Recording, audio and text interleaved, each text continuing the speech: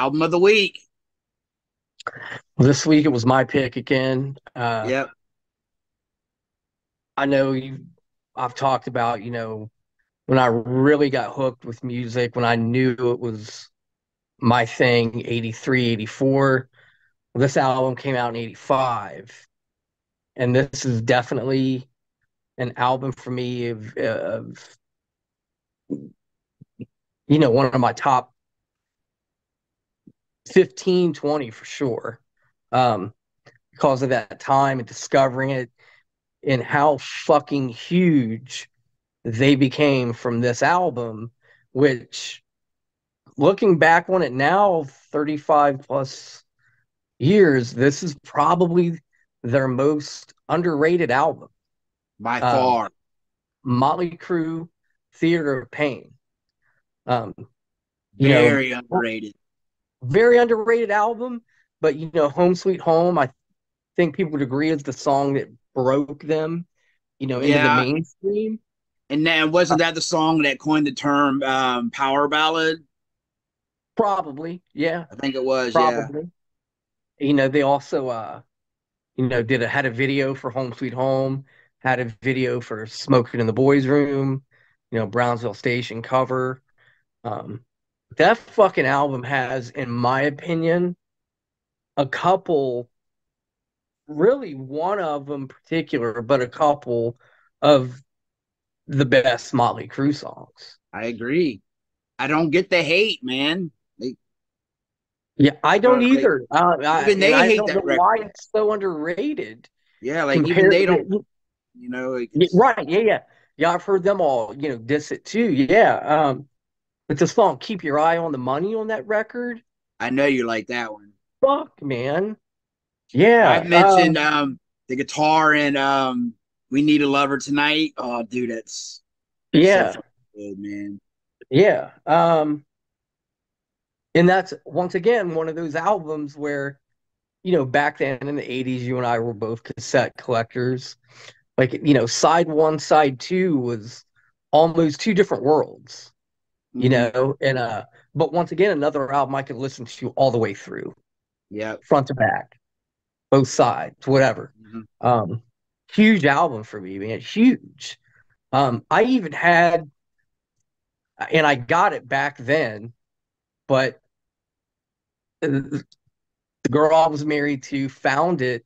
Crazy, she found this, and before she and I split up, we were living at my parents' house, and she found this that my mom obviously had kept this.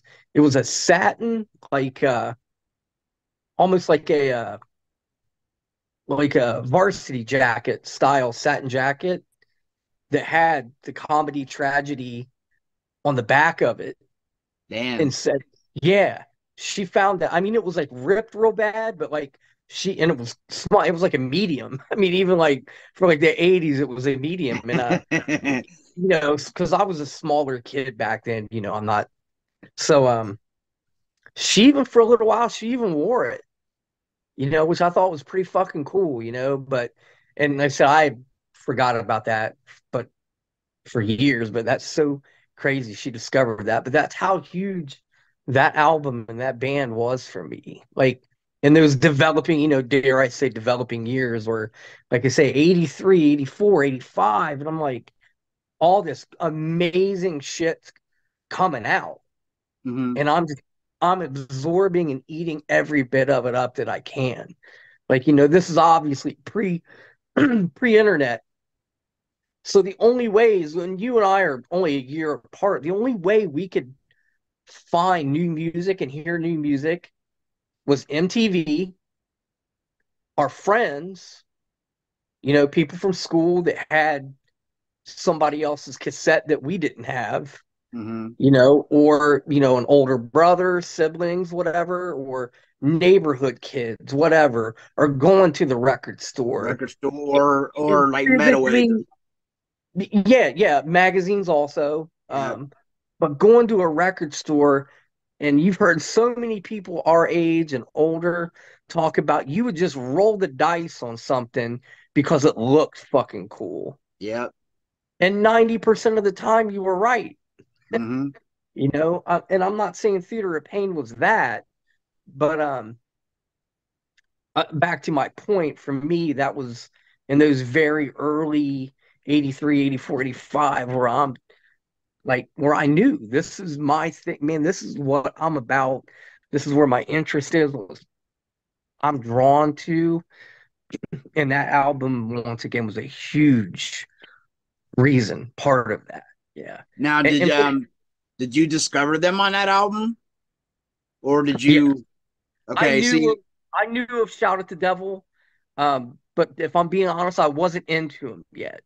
I don't even think I had Shout on the Devil cassette prior to Theater of Pain. I don't think I did. yeah, But see, I that's did kind of know. how I was with Too Fast for Love, because Shout the Devil was the first album I got, and then I had to go back and hear Too Fast for Right. Love. So when Theater Pain came out, I was ready for it. You know what I mean? I was pumped that it was coming out, and I was not disappointed. Yeah.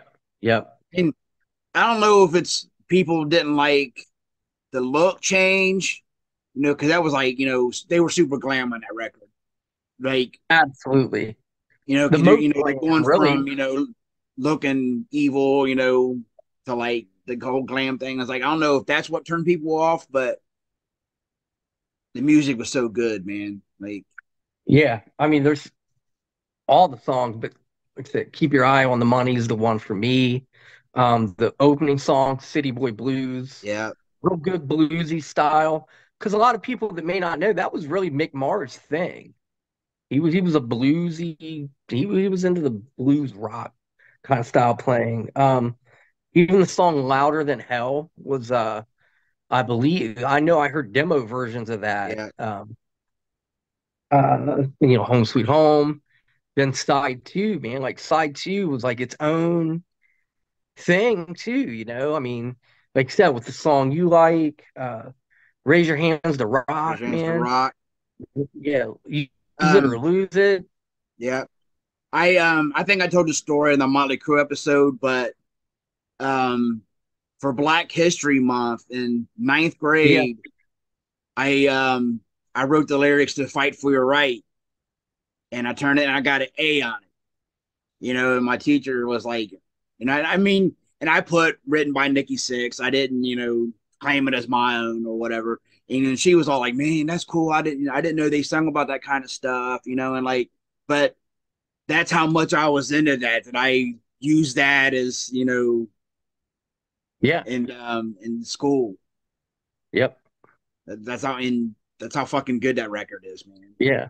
Another song on it, man, Save Our Souls. Yeah, I mean, the whole record, man, to where I said, looking back on it, because for me, I've said it, I'm pretty sure I've said this before, I'm only into the 80s Motley Crue. Anything, you know, yeah, 90s and beyond just wasn't what I wanted from Motley Crue. And it kind of started with Dr. Feelgood.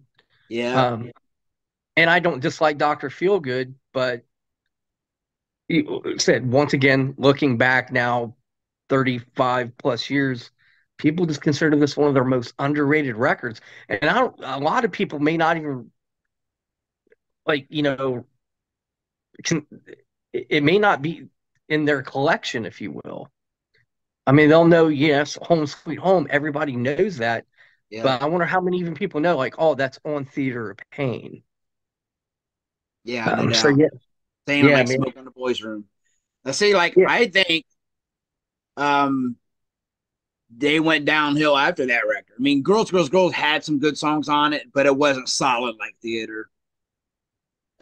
Dr. Phil Good was just too overproduced, too poppy. I mean, I like I Don't knew Go I Away would say Matt. that. I like She Goes Down. I mean, there's a couple songs on there I like, but Theater Pain was the last like solid beginning to end record that they put out, in my opinion. Yep. And I'm not. Here's the thing too. I'm not saying it's my favorite Motley Crue record. Oh yeah, I'm Okay. not either. Uh, But um, but like I said, it came. I was that was I experienced it how I experienced it while it was happening. How Home Sweet Home was blowing the fuck up on MTV. Smoking in the Boys Room was on the fucking radio. Never saw him. Would have loved to have seen them on that tour too, you know. Yeah. And those videos are good. You know, a lot of the people, you know, this, I'll bring this up, you know, this, you know, in hindsight, a lot of people kind of contribute why some people say it's not that strong of a record is because that was during when Nikki Sixx, I believe, was real fucked up on heroin. And that was the whole accident with Razzle had happened. Yeah. Oh yeah. So yeah, those were some kind of downtime for them. And even in the movie, The Dirt, they kind of it's touched on, it's recognized as it Yeah. should have been. Because yeah. But yeah, and they just talk about how they hate it. It's like Yeah. I see. And I mean, changed the title and yeah, like that. Their style did change because it was, you know, besides their look, it was like a glam, you know, kind of like a Poison, even though it's a pre-Poison, but you know, kind of the Poison sound which came later, you know, compared to Shout at the Devil, which was heavy, dark, right. you know, and then you got like Too Fast for Love, which is, you know, which even almost punkish, you know, I'm very like, punk. but And they even say that. yeah, but you know, each album, but then its thing is with Crue, each album changed because then after Yeah. that, like Girls Girls Girls is just like rock and roll. You know what I mean? Yeah. Like it just so that's kind of what they did. Right. And I agree. I kind of think with Girls, they kind of that was who Motley Crue had become. Mm-hmm. From those first three albums became what became Girls, and Into Theater. Or fuck, I'm sorry, Dr. Feelgood. They found their sound, I guess, what was definitive Motley Crue. Um, but yeah, man, Theater of Pain. If anyone hasn't heard it, listened to it in years, or if anyone's never really checked it out, you can go do it. It's like I said, loud. Keep your eye on the money. And I know we talked about this. I even thought they should have done a video for that song. And I've Mm-hmm. even kind of imagined what some of the imagery could have been. I think would have made for a great music video for that song. Yeah, I always say that on when it comes to Motley Crue, the order they came out is the order that I like. Um, I get it. but I know what you're saying. but that can change between theater or between Shot the Devil and Too Fast for Love. Like whatever one I'm listening to at that moment is my favorite one. I get Those it. two are so close. But you know, Yeah. but at the top of my head, I'm like, oh, they're, you know, in order, you know, then Yeah. Dr. or Girls would be fourth and Dr. Phil would be fifth. But like, but yeah, like Yeah. Theater of Pain, no doubt, is my third favorite Motley Crue record. yeah, And Dr. Feelgood and Girls are after it. yeah, They're, you know, they're 4 or 5. yeah. So I'm very much on the same page with you on that. Yeah, that way, yeah. But you like Shout better, don't you? Then Theater of Pain, No, than Too Fast for Love. like you said, it flip It's flops whatever for me one. also. Yeah. Yeah. I'm just surprised because that just doesn't seem like your style. But maybe because it was a different time, you know what I mean? Back then, you know, like It was, and after that, I didn't really catch on to all the like. That's what I consider the hair bands, the glam bands. What you and I have always called the glam bands. A lot of makeup, a lot of spandex, a lot of hair, and this like. I don't dislike a lot of Poison's music, but that it looked like it was a fun show. I know I saw him in the late '90s and early 2000s a couple times. mm-hmm. Fun band, but even with like Warrant, I didn't dislike their music, but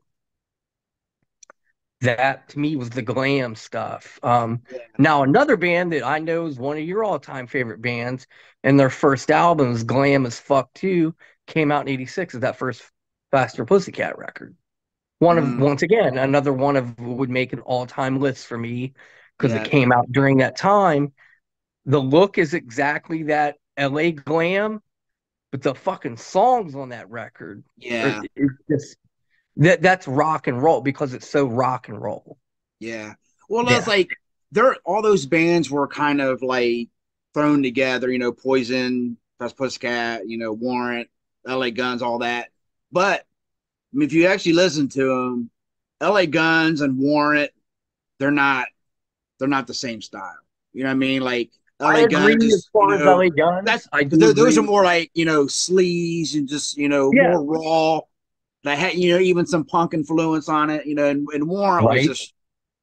just straight up glam. Mm-hmm. And that's all good, Yeah. But it just but mean they were all like kind of thrown in that same label, which and back then I agreed with it, but the older I gotten, I realized I like more of the sleaze bands better than the hair glam or whatever you want to call it. I mean, like I said, Fast Pussycat had that sound, but they were more raw than. But even the first yeah. Poison record was pretty raw though, which I like that And once record. again, music wise, I don't hate Poison. Yeah, their first I record do was like great. some of the first record, and I like some of the songs from the next couple records. And I know some of the first couple Warrant records, See, but I that didn't. style wasn't just what I wasn't drawn to that. I was more the Yeah, like, the just a band shirt, jeans, pair of Chucks or yeah. Vans or whatever, and had kind of grown out hair. I went to Catholic school, so I couldn't Mm. have full out long hair really. But Yeah, later on, I went long hair, but I never was that interested in the makeup and hair, big hair, and not too many of those and the look especially. Now, like I say, there were bands that I was like, man, I like their sound, but there were far more that I yeah. didn't like. It went, yeah, Well, if you think about it seemed like it became more extreme towards the late '80s. That yeah, whole the whole look. I mean, Poison did it, in middle '80s, but later on, you had like Tough, Pretty Boy Floyd, yeah, and those bands, Rocks Gang. I love all those bands. They were so over the top, and that yeah, was kind of when it was all dying out. You know? yeah, yeah, yeah. Those bands were still doing it. They just didn't get their record deals till later in the game. Yeah, I know. Um, um, so yeah, back to man, you know, finishing it off. How I think people need to go back and check out Theater of Pain. Yeah, see, like I said, I found Shut the Devil first. And I remember when I first heard Too Fast for Love, I didn't know what to make of it. Like, because it was so different. And Yep.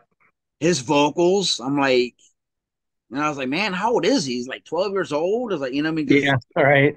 and, after it grew on me, then it became one of my favorite records of all time. But when I first heard it, I was like, man, this can't be the same band, like, Yeah. as And singing that, Looks Like Kill. and like you said, I remember an interview with Nikki Sixx where he said definitely with those 5 albums from the 80s that he made an effort for it to be a different band, a different look, a different Every in one album. point that he made every album, every logo is different. Yep. And that was one memorable thing I remember him talking about in an interview. Was that, and looking back, I'm like, damn, he's right. I Yep. mean, and with Theater of Pain, I think that's where they blew the fuck up with Home Sweet Home, and then Yeah. Girls, Girls, Girls blew the fuck up, and then Doc Feel Good really was, as far as popularity, Yeah. Oh, I yeah. think They that were was the like, top. So, yeah, yeah. yeah, Because yeah, then everything they was putting out on that album was hits. yeah, yeah, But yeah, and that's taking a big risk for bands to do that, to change up every album. But it's funny because you get people say like, "Oh, Ramones, AC/DC, every album sounds the same. It's the same record over and over again." But Slayer, then, yeah, they complain about it. But then when a band changes their style, like, oh, like they change their Slayer, style, I don't like. So yeah, nobody's ever happy. But right, right, right. but Motley Crue did it good. I mean, like, They did. You know, Yeah. like Even they stay probably even consistent. in the 90s, the albums in the 90s, I just had moved on, you know. Yeah, and yeah. I mean, Um, there's some songs I like on those records, but yeah, I'm into different shit by that point. well, yeah, and I know we have, you know, people that mutual friends, people that have been on the, you know, this podcast with us. Sam the Man liked him in a lot of their 90s stuff, right? Hmm. You know, Justin Sane, he fucking loves everything Motley Crue. Yeah, I mean, Matt. you know, Yeah, yeah, yeah. Matt, right, yeah. So, I mean, it goes without saying, Motley Crue, one of the biggest rock bands, especially in history. yeah, In history, yeah, yeah. One of the most influential and everything, man. yeah. But with Theater of Pain being what's crazy to us, their most underrated album, when to you and I, it was one of their biggest albums, you Yeah. know? Yeah. Because I mean, we were kids then, but we were there when it was happening, you know? Oh yeah. We were seeing it how we were seeing it. We weren't, how awesome if me and you went and saw them at like the Ohio Center in '85 or something, Oh man. man, fuck We'd yeah. be talking about it to this day, Yeah. you Hell know? yeah. Yeah, yeah. Um, so yeah, that's why that album, man, needs to get talked about more. I agree. I never got the hate. I don't know what it is. Like I know Trex always loved it too. Like, and it's weird. It's like you either love it or hate it. You know what I Yeah, mean? It's one of those things. man. And the only thing I could come up with is with the people that may have got into them after it and how huge Dr. Feelgood was, Hmm. um, might push away, you know. I mean, Shout at the Devil is, I'll say this, I think that, and then secondly, Too Fast for Love, as far as classic. I mean, if I think Motley Crue instantly, my mind goes to like the Shout at the Devil Yeah. type style. Yeah. Oh yeah. Um, but yeah, so you know, their biggest hit probably off of that album, but yet it rarely gets recognized. And like you said, Yeah. even Like, from, go ahead. well, I said, like you even said, even from them, they don't even, Yeah, I the dudes know. in Motley Crue, yeah. Yeah. Like, back to Whole Shot the Devil. Like, if you think about it, really, that is probably their best album. Like, best songwriting and everything. Um, but I don't disagree with too that. fast for love is just something about that record. You know what I mean? It's just Yeah. I don't know Well, it's what it not, is, but I like, think it was something new then. You know, yeah, we just did this newer bands. It was, you know, Nikki Six, everybody, you know, if you know your history of it, was a part of that LA scene and was trying to really do his own band. And he came up with it, man. It was Motley Crue, and it was early '80s. And I would go as far to say, for me, Motley Crue was the first band of that '80s era of rock bands, hair bands, whatever the fuck people categorize it or call it. It's all the same goddamn thing. yeah, And I'll even go as far as say they were one of the first bands to get signed of that and really start blowing the fuck up. they were my first favorite band when I was 10 years old. You know, Okay. I They mean, were they're my second. Twisted Sister was my first with Stay Hungry. And yeah, then when Theater Pain hit, I was with you on it. And then I went back like you did, got Shout at the Devil.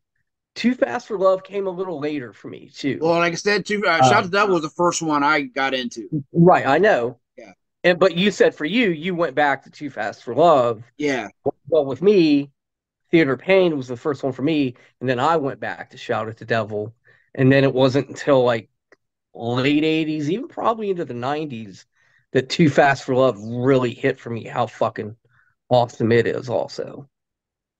yeah. Because when I remember seeing the Looks Like Kill video, and it was like, Yeah, I remember I was like, man, this is amazing. Man, these dudes look cool. You know, like they're scary looking, and Yeah. And then I remember my dad taking me to Kmart and with my allowance, he's like, pick out something. And I remember seeing the Black album cover, man. Hmm. And taking it home and like opening it up and seeing all them in there, man. And then so fucking awesome. Like that. Yeah, And that it was had the the shit. lyrics. I remember making copies of the lyrics. I was passing them out to kids at school and shit. Like, Yeah. oh man, I was so into it, dude, and changed my life. If it wasn't for Yeah. that record, man, I Yeah. don't know. And a few of the things you just said goes back to pre-internet, us being kids, and for me, and I'm pretty sure it was very much the same for you, how exciting it was to, like you said, either go get something you knew you already wanted, cassette, because we were either one of us were getting a cassette, Yeah, or seeing something that was like, I gotta have this and not yeah, know a fucking thing about it. yeah. But you just knew you had to have Mm-hmm. it. And that was, I don't know what else to compare it to for people now, but like so many things in life, man, the internet is such a double-edged sword where everything's available and that's awesome. But But it's then not as again, fun. it's not as fun and it doesn't take away from the adventure. It was a Yeah, fucking adventure to go to Buzzard's Nest Records yeah, and see all the fucking awesome t-shirts. And like I said, shit that you didn't know what it was. And like, you're like, all right, yeah, I got to save like $7 or $8 to come back a few weeks later to get that cassette. yeah. Like That was, nowadays, I don't even know what album covers look like anymore. Because yeah, like yeah, you got Spotify and YouTube Music and all that. And, you just listen to it. Like yep. you don't go through album covers like, oh, I'm gonna check this band out. It And just like you you play the said, the song. experience of getting it home, opening it up, The smell of a unfolding it. cassette. Remember the smell of the Yeah, cassette, man? Fuck yeah, it was it so did. It had a very distinct smell. You cool. are right. You Yeah, are right. And then remember when the clear ones started coming out? I yeah, thought they were so fucking like cool, like because it was different. It yeah, was different. It was exciting to open it up, see if there were lyrics, see different pictures, and another one which we'll probably talk about at some point is that's how you discovered a lot of other bands because these bands would do thank you yeah. I lists was getting ready to say that. Yep, and have other bands mentioned that yep. once again you'd be like, oh, if these dudes like them or they're their friends or it They gotta sounds be like a good. cool band name, Yep, you want to go seek that out. And yep, seeking that out wasn't pulling out our phone or our tablet or laptop and putting that band name in. No, we went the next time we went to the fucking record store. yep. We looked for it, or if a video came on, or if we asked one of our neighborhood buddies or people at school, hey, do you know about this band? Like Yeah. that's how you fucking networked it then. That's how you found out about shit. I said you And go to that's Buzzard how, Nest and like they do you have this? yeah, Do you have this band or whatever? And like and then I'd even be like, have you heard it? What do you think of it? A lot yeah, of times you go in Buzzard's Nest and they're playing like new records. yeah, I'm like, oh, absolutely they what would be. what is that Yeah. you're listening to, man? I want that. Yep. Yeah, that Buzzard's Nest for me, man, was I I didn't realize it till years later how fucking awesome that place was I and know. how important it really was for me. Yeah. Um, just I've seen pictures that people you may have some of them like when bands would do in stores there. I remember there was a Fraley's Comet in store Yeah. there, Dangerous Toys in store there, I met the Faster Pussycat when they was there. Faster Pussycat, and even early a dude I used to work with. Well, there was one back in the early '80s with Quiet Riot. Damn. Yeah, and he had pictures from that. So it was probably '83 or '84 when he had those pictures.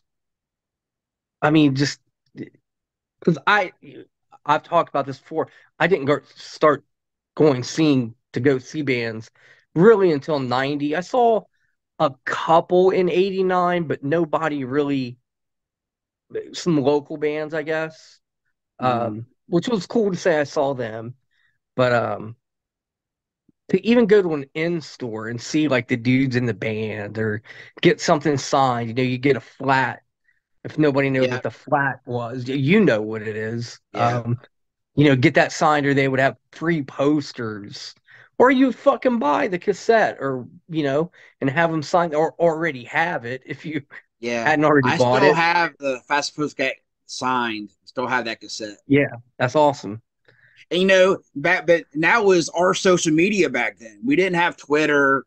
Yeah, Like nothing internet. Yeah, find out what they're doing. You know what I mean? Like you have to yeah, go there and meet them and talk to them. Like read the magazines. You can't just right. go on your phone and like, oh, what we're at tonight, or Yep. what we're up to when the new album comes out or whatever. So, what were some of the magazines you were into then? Because it's Um, going to be the same ones I was. Metal Edge. Metal Edge Okay. was probably my favorite. Hit Parader was awesome. Fuck yeah. Circus. Circus. Yeah, Yeah, I for had sure. like subscriptions to all three of those. Yeah. Rip. Rip came a little bit Rip. later. Yeah. 86, Krang. 87. Which one? Krang. Krang. Yeah. Krang was the European one. Mm-hmm. Cream, even. Yeah. I remember a lot of stuff, like I said, early Cream stuff. Um, and for me, too, my dad ended up getting a subscription to Rolling Stone. And everyone, they would, even in the late 80s, there would be, shit in there that I liked checking out or reading on, whatever. But yeah, I was definitely Circus, Hit Parader. You go to the, grocery store, the Yep. pharmacy or whatever. And, every month, man, you knew when a new one was going to be out. Yeah, man. I remember I'd go to the grocery store with my mom, and I'd be like, "I'll be at the magazines." Yeah, me too. Yep. Right, me too. And I Find me when had you're a done. subscription. I had a subscription to RIP magazine for I think most of '89. Yeah. Yeah, I had Metal Edge, Circus, and Hit Parader. I still have a bunch of those laying around here too, man. Oh, next time. Well, if we hang out tomorrow, I want to see some. Yeah, Yeah. I got Yeah. some. A lot of them I've ripped out like posters and shit, but Yeah. I'll dig them out and we'll fucking go through some shit, man. Don't bring back Yeah. some Do memories. that for real. Dig a few out. Yeah. Fuck Yeah. yeah. All But right, that's all I got, man. all right. Next week's topic, since we're talking about the whole Motley Crue thing, top 5 bands that's changed their sound. So Okay. it could be for the good or for bad. Yep. All right. Okay. All right. Like and subscribe. Thanks for watching. Yeah. 5 and Five and out. out.